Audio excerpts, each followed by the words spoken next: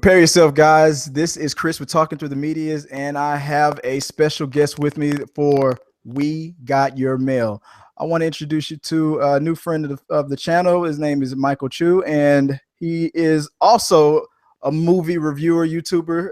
If you guys don't know, We Got Your Mail is usually when Talking Through the Medias accidentally intercepts a letter that you or email that you intended for another channel, and when we get those emails, we answer them. We politely tell the person exactly what happened and hope you're a good sport about it, but we guarantee that your email does get read here. This time we have about 5 questions that actually were intended to us. So I actually got mail in the inbox that was weird. So I'm gonna answer these questions. Michael's gonna help me out, and let me start off with the first question. And the first question comes from Sharice Livingston. You might know Sharice Livingston from Reese TV, and Sharice asks, just simply, why reboots? That's all she says. Why? Just why? I guess she's not a fan. I don't know if she's a fan of the reboot, but just why? Why? Michael, let me start off with you. Why reboots? You know, that's a very relevant question right now. You know, we just got Ghostbusters, you know, and we're getting all these other big reboots and remakes and whatnot. And I think, you know, the majority of it is just cash grab. You know what I'm saying? Right. They're not going for quality as much as it is just a money thing. However, we have gotten good reboots or remakes, you know. It's just not very likely that it's very rare that we get a really standout one. I don't know how you felt about Ghostbusters, but I don't really care for it personally. But, you know, it's just a money process, I'm pretty sure. Oh yeah, I mean, but you're right about that. I mean, that's as far as Hollywood is concerned, that's the most honest answer. That's the answer for everything that Hollywood does. Yeah. Hollywood's not doing anything for charity or for the love or anything. It's all about the money. And exactly. But that's it. But even if it's an original screenplay or a reboot, if it doesn't make dollars, it ain't gonna make sense. They're not gonna make a sequel or anything like that. Nope, exactly. There definitely won't be a sequel. Simply put, in my opinion, why reboots besides cash grabs? The other side of it is if people in the business, they sense buzz, if they get an idea that, hey, it might be time for this one to be rebooted. Unlike Fox and Sony, who thinks that pushing the reboot button is just like Tourette's. So Sony is the king of the failed reboots. Exactly. So I don't know. Besides, you're right. Besides money, that's the only thing I can think of when they feel like there's good word of mouth, good buzz going on. You know what? I think it's time. Let's see if we can bring some new life into this character. But besides having an appreciation or wanting to entertain the fans and all that, at the end of the day, just like Michael said, it's all about money. It's all about that dollar. Exactly. That's it. That is it. So let's go to the next question. And the next question came in from Twitter, comes from a subscriber. Her name is Rhea. And Rhea asks, what is the best part of the new Ghostbusters? So you said you said you weren't a fan. Not that much of a fan. So now she's twisting your arm. She's not asking you what the worst is. What is the best part? Really pulling right now. She's really pulling right now. You know what? I didn't hate Chris Hemsworth in that movie. Chris Hemsworth's character? Yeah, I did not hate Kevin in that movie. I thought, you know, it got a bit much toward the latter part of the movie, but in the beginning, I genuinely laughed a couple times at his character. Yeah, I agree. As well as I enjoyed Leslie Jones' performance as well. She was hilarious. Yeah, I'm getting. I hate the fact that you know she's getting cyberbullied. It's awful. It's really awful. Yeah, her and McKinnon gave the most interesting performances out of that. The thing that I like the most out of that movie, I would say, when it comes to McCarthy, I always I'm always 50 on whether or not I want to see one of her Same here. movies, because I feel like she's just always bringing the same kind of character. I was surprised, and I said this in a review, but I was actually shocked that she, besides Leslie Jones, besides McKinnon, Kate McKinnon, and I thought that Wig, what is her name? Kristen Wiig. Kristen Wiig, yeah, Kristen I Wiig. thought that it would be those three that would be my favorite, and Chris Hemsworth would be my favorite parts of that movie. And surprising enough, for me, McCarthy was one of the things I enjoyed the most about the movie. And ironically, Kristen Wiig was one of the things I enjoyed the least about it. The only part of that movie with Kristen Wiig that I enjoyed was that one little story. Some of her performances to me were great.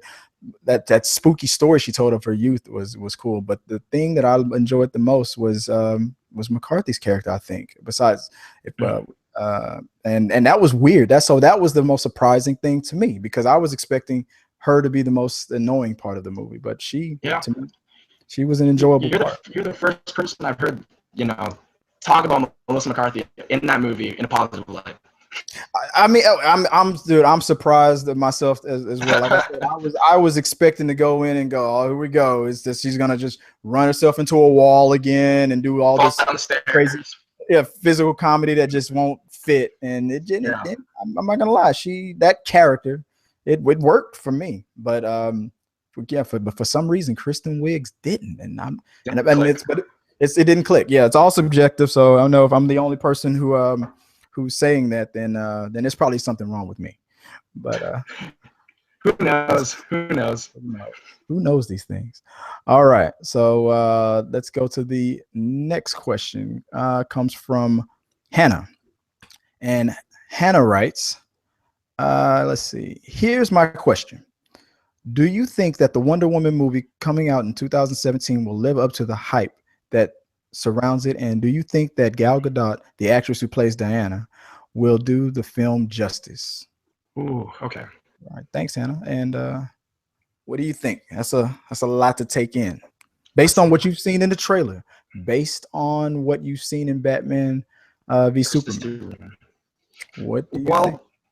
Batman vs Superman was not a great movie to me. I enjoyed the majority of it, unlike some people, but she was one of the things I actually enjoyed about the movie. I thought that her performance was very good. She fits the character surprisingly well, and the trailer, I really like the trailer for that movie. The trailer? Are you talking about the trailer for Wonder Woman, or are you talking about the trailer for Justice League, or both? The trailer for Wonder Woman primarily. Okay. I felt like it looked like solid action. It looked like she fit the Wonder Woman character, the essence of it, very well. Okay. And I think that this Wonder Woman movie is gonna take a whole new spin on the DCU. Yeah. Because we don't know what Suicide Squad's gonna be like. We have one more week, but that's gonna kind of set up the next couple movies, whether or not expectation-wise, whether or not you think they're gonna be good going into them. But I can't say that. I thought the trailer for Wonder Woman was amazing. I really did, and Justice League. Right on. Yeah, I agree. I think not only do I think she will bring the film justice, I think she's bringing the film justice. I think her performance, everybody who was expecting, and it was weird. They were expecting it to be, a lot of people were expecting it to be bad. The weird thing about it to me was a lot of people were hoping that it would be bad. Like, why would you hope that you're going to get it bad? Go into movies these days with the assumption that something's going to be awful, but you got to go in with an open mind. Otherwise, you're not going to love it. Yeah, you're just going to have a bad time and popcorn. I mean, you got to check that at the door. And I did that, and everybody's pretty much in agreement that she was one of the things that, besides Batman, was one of the most positive parts of that movie. Definitely. She had me the second in the middle of that spoiler, guys, when she's fighting Doomsday, but that's not really a spoiler. But when she's in the middle of her fight, that that moment when she was enjoying the fight, that little grin that she gave, a little smile, she got punched really hard. Got punched really hard, and then she just gave a little, and I that part of it, I said, that's Wonder Woman. That's the first thing I thought of. So And I was, but it still had me a little fearful for the Wonder Woman movie. And I told myself that if Diana isn't portrayed as the Amazon who knows she doesn't need a man to, to fight for her, because she pretty much fought with Batman and Superman, and we know pretty much no questions asked when she got into the fight. She didn't try to lead them. She worked 50-50 with them. But I could understand that you got Superman in the fight. Yeah, I don't care who you are. You're not taking the lead over Superman. But in her own movie, I was hoping like, okay, am I gonna see the Diana that's gonna kick ass and take no prisoners and take no crap from no one? And I didn't see that throughout the majority of the film until, I mean, the trailer, until the very end of it, and where she made the last bit of it where she just kicking the crap out of everybody. Yeah, and that the fight scenes. Oh yeah, when she's just knocking out or clearing a whole room out and taking bullets to the shield. But it was a comment that she made. I think her co-stars made some kind of a comment telling her to, I guess, step back and she told, no, I'm not gonna. No, she just said, no, I'm not gonna do that. Or and that other scene where she talked to the secretary and she said, where I come from, that's called a slave. And I thought that was pretty funny. So she's like already trying to fight for women's lib in the trailer. So that I'm happy about that. So far, yeah, I think it will be. It could suck. The film could still suck. It could be awful. We won't know until it comes out, Until it comes out. But so far, I'm thinking that she's doing the movie justice. So that was supposed to be the last question, but at the very last minute, right before we started recording, we got one from another collaborator of the show. Goldilocks sends in a tweet, a last minute tweet, and says, which film would you like to see remade or rebooted? And this seems to be like a reboot almost themed episode. So what's the next film that you would like to see remade / rebooted? A lot of people are probably gonna jump down my throat for saying this. Go for it. But I'm gonna say Fantastic Four. You want to do you now? There's the question then. Do you want to see Fox do that, or do you want to see Marvel do it? You know what? I wish we could just see Josh Trank do it again. To be honest with you, the version that he would the version that we were intended to see originally. Because there were glimmers of hope in that movie, Mm-hmm. But I guess between the two studios, I would like to give it to Marvel just because I know they would try to take care of the property a lot more than Fox would. Right.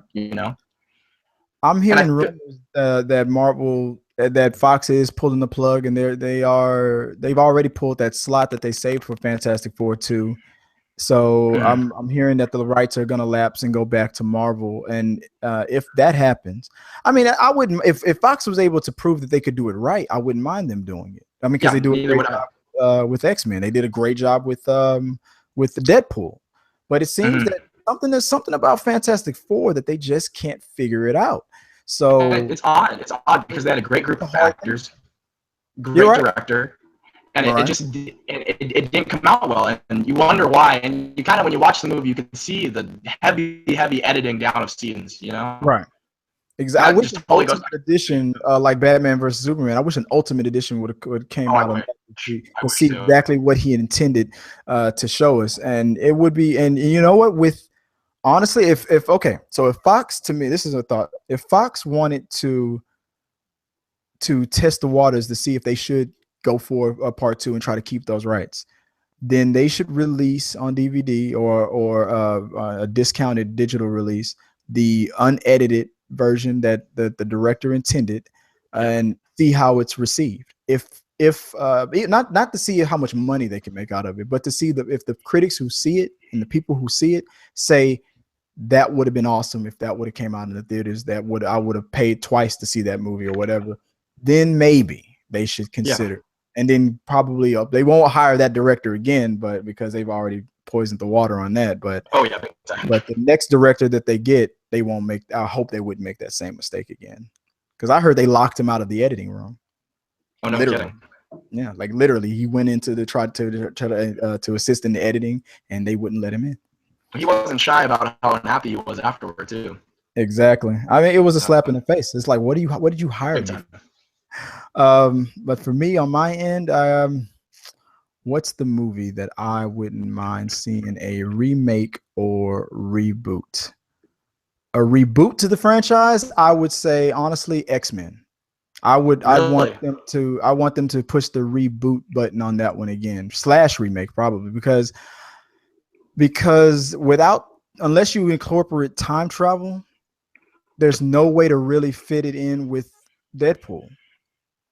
And Deadpool is now their new moneymaker. I mean, they didn't see it coming with what a 50 something $6 million budget. Deadpool is the highest grossing X-Men movie of all time, Very true. and it made more money than all the X-Men movies. So that's crazy. So Ryan Reynolds, I know who took a pay cut to get that movie made. He took a personal pay cut on his acting for that movie to get greenlit, and I know he asked for points off the profit. So he's just loving it right now. Like he's swimming in Um, money. so the controversy of X-Men Apocalypse and how that ended, I mean, I feel like, and since it was a third movie, I feel like they rounded off a nice trilogy. So And it felt that way too at the end of it. yeah, so you can reboot it for after doing a couple of X-Men spin-off kind of movies, maybe New Mutants and all these other mutants and Deadpool, because Ryan Reynolds is probably going to fill that void while we don't have a Wolverine anymore. Ryan Reynolds is going to fill that void for Fox, so that won't be the problem. So I think let a little time go by, let Ryan Reynolds. Colossus already looks awesome, and then you can introduce other X-Men every now and then throughout different movies and Deadpool sequels. And then when you get enough of it, after you see a Cyclops here or Wolverine there, maybe, and all that, and then after a while, I think, okay, let's put all those guys that you hired to play those parts and those small parts in those Deadpool movies and make an X-Men movie that's set in our time. Modern time. Yeah, we haven't got one of those in 10 years now, it feels like. Exactly. So yeah, that's the one that I would like to see rebooted. I think they should reboot X-Men.